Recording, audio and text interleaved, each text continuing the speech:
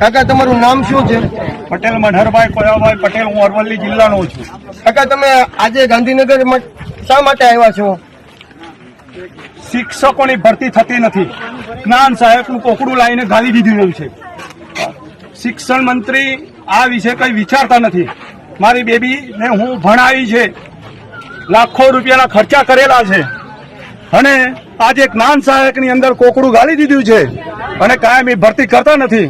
અને આટલો મોટો ખર્ચો કર્યો હોવા છતાં મારે ખર્ચો કઈ રીતે કાઢવો? દેવું કરેલું છે. કિસાન સંઘની ક્રેડિટથી લોન લીધેલી છે. હવે મને એમ થાય તો હું ગમે તે રીતે મારી છોકરી કાયમી નોકરી કરે, અને હું કિસાનની 8 થી 10 લાખ રૂપિયાની લોન મારી બોલે છે. કાકા તમારી દીકરીનું નામ શું છે? પટેલ મેઘાબેન મનહરભાઈ પટેલ. તો એ પાકની અંદર સારા માર્કે પાસ છે? સારા માર્ક્સે પાસ છે. એ દીકરી આંદોલનની અંદર નથી આવી શકી અને એના વતી કાકા એવા પણ છે, કોઈ પોલીસ થી બીએ છે એટલે નથી આવી. સાચી વાત છે કાકા, તમને પણ માર મારવામાં આવ્યો છે એવા સમાચાર સાંભળ્યા છે?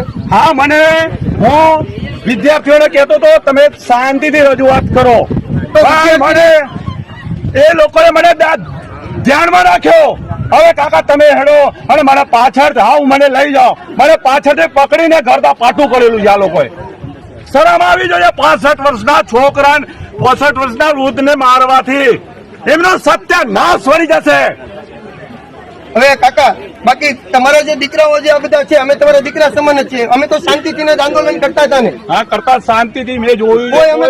કોઈ જાતનો નહીં. એક વ્યક્તિને અંદર પકડીને અંદર ગાલી દીધા છે. અમે તો એક ને જોઉં છું, એક ને પકડીને એક ના મોબાઈલ ચેક કરીને ગાલી દે છે. ખોટી રજૂઆતો થતી નથી, સાચી રજૂઆતો કરો. આમાં શિક્ષણ મંત્રી વિચારવાનો પ્રશ્ન છે. અમારા વોટ લઈને બેઠી ગયા છે. હવે તમે ધ્યાન રાખો, તમારું પણ બદલાઈ જશે. હા, જેવી રીતે આ દીકરીના પપ્પા અહીંયા ગાંધીનગર ખાતે આવ્યા છે, આજે ઘણા બધા અલગ અલગ જિલ્લામાંથી ઘણા બધા શિક્ષક મિત્રો આવ્યા છે, અને આ શિક્ષક મિત્રો પણ પોતાના વાલીને આ વિડીયો શેર કરે અને પોતાના વાલીને પણ અહીંયા બોલાવે. આજે અમારી એક જ માંગ છે, કાયમી શિક્ષકને ભરતી કરો, કાયમી શિક્ષકને ભરતી કરો. હમ હમારા હક માંગતે નહીં કિસી સે ભીખ માંગતે, હમ હમારા હક માંગતે નહીં કિસી સે ભીખ માંગતે.